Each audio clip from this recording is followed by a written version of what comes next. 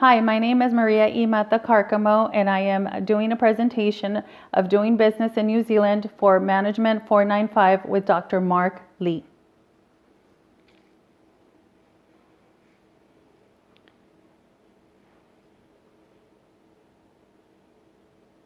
New Zealand is the country that I chose to do business in, and there are a couple of reasons why I chose it.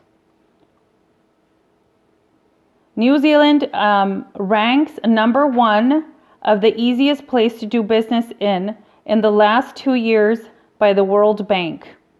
It has ranked number 3 on the Index of Economic Freedom and has also ranked as the 20th highest GDP per capita in the world. The Ministry of Business has all the tools, templates, and even sample business plans for all new businesses. What this means is that all you have to do is log into their website and you are able to get everything that you need to start your business. It's a one-stop shop. And another good thing about doing business in New Zealand is that their primary language is English. Their exports account for 30% of their GDP. New Zealand's GDP in 2017 was $205.85 billion US dollars, and it has increased by 0.5% as of March of 2018. New Zealand represents 33% of the world economy. They have a very low unemployment rate. They have an unemployment rate of 4.4% as of this year for a population of 4.84 million.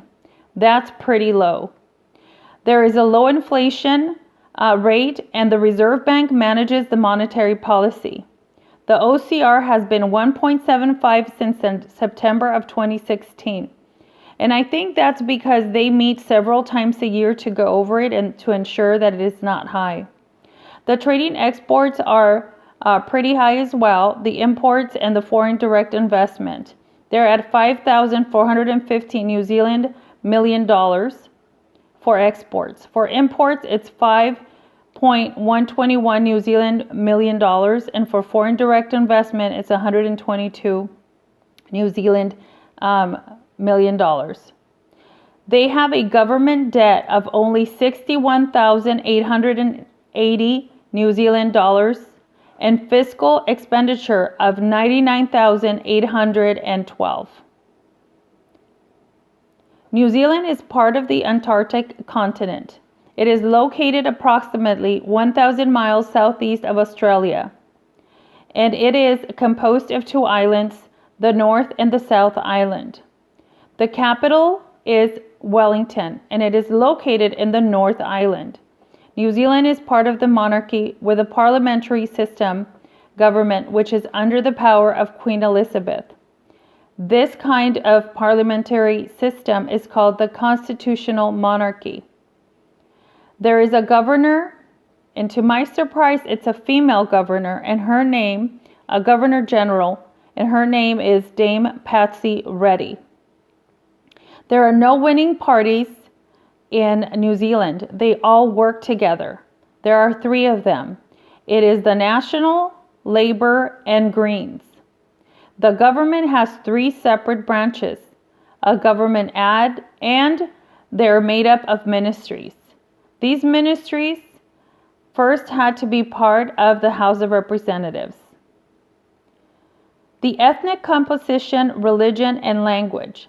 New Zealand's culture, also known as the Kiwi culture, is a combination of multicultural society composed of New Zealand or European at 74.5%, Maori 9.7%, and other European at 4.6%, Pacific Islander 3.8%, Asian and other at 7.4%.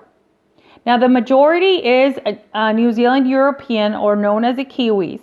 However, that wasn't the case at the beginning. The Maoris were the ones that lived there until the New Zealand Europeans took over. Their top religions are the Anglican 24%, Presbyterian 18%, Roman Catholic 15%, and 33% unspecified. The country is egalitarian. They do not have a formal class structure, and their social status is not very important. There are 3 official languages spoken: English, Maori, and Sign Language. As you can see, I have the ethnic composition, and the majority is the blue, which is a European. The culture for the Kiwis and the Maoris. Now, I keep mentioning both. They do have a lot of similarities, but they also have a lot of differences. So I wanted to share both. They both are very friendly and value hospitality. They're friendly and they start conversations. And the Maori, actually, when they feel very comfortable, they'll even start singing. The Kiwis are neatly dressed and move to first name basis and don't usually use titles. They both greet you with a smile and a handshake. They describe themselves as being friendly, reserved, and respectful. The Kiwis are known for using a lot of slang words and speak very fast. Socializing is a big part of the culture. Having tea and coffee gatherings during working hours, drinks after work, and food gatherings with family and friends on the weekends is very customary. They believe in spending a lot of time and making sure that they're social. The Maoris are a little bit unique. They have ceremonies known as a pawiri. And they set the protocols depending on the visitor and who's coming into the paoris. During the paoris, the visitors walk as a group and are called upon the elders, and seats are assigned. This meeting can take anywhere between a 30-minute time frame to the 2 to 3 hours. There are welcoming speeches and songs are sung. In the Maori are the ones that sing, but sometimes they also invite the visitors to participate in the singing, and they ask them to not only sing about them, but also address the location or place they are meeting with. Once everyone is lined up and they shake hands, the dinner begins, and the business discussions can start. The Maoris do have a hierarchy in formal situations. The elder are the ones that are higher in the hierarchy.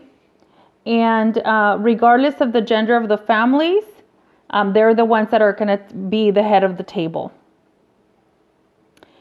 Business meetings and etiquette.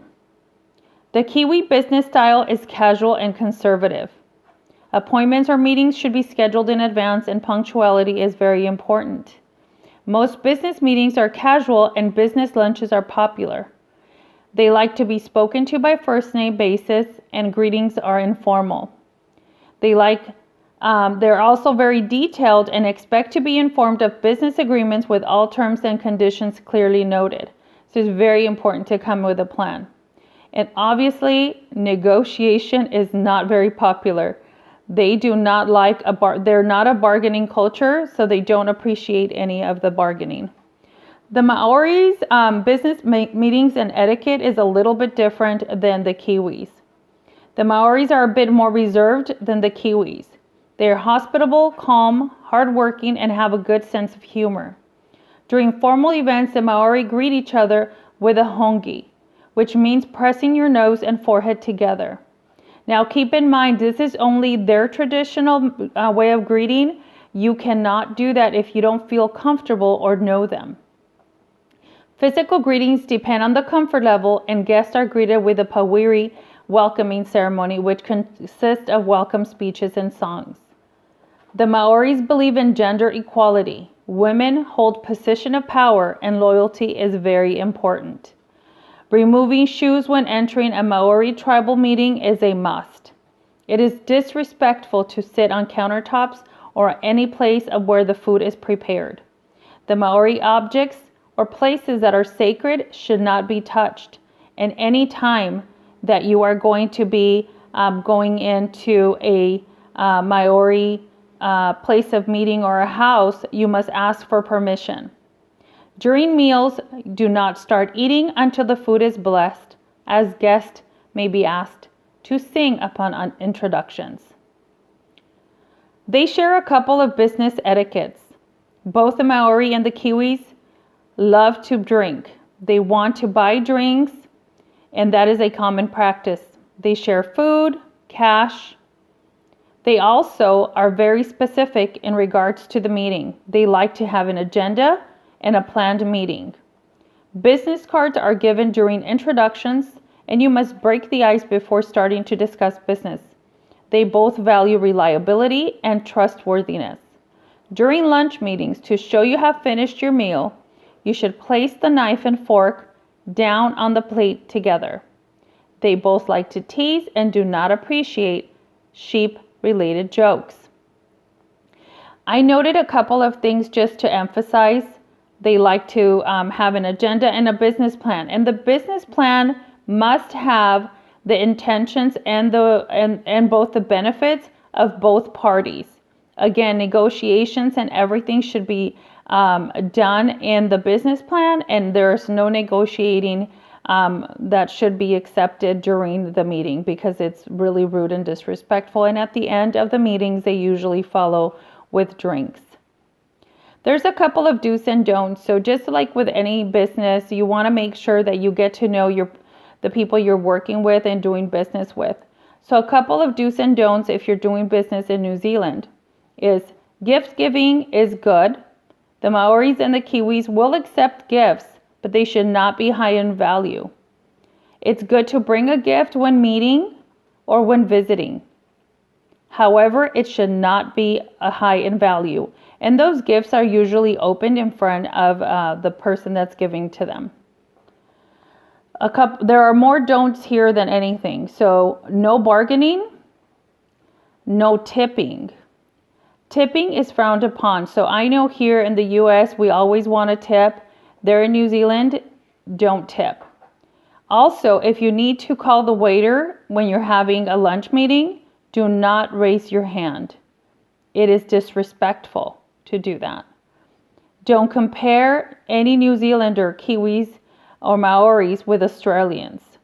Don't ask them about their age, their salary, their wealth, or their weight. Also, don't be too nice. Don't overcompliment. Don't touch their head, because their head is considered sacred. This concludes the presentation. Here are the references that I used. So there are more references there. And this concludes the presentation. Thank you for listening.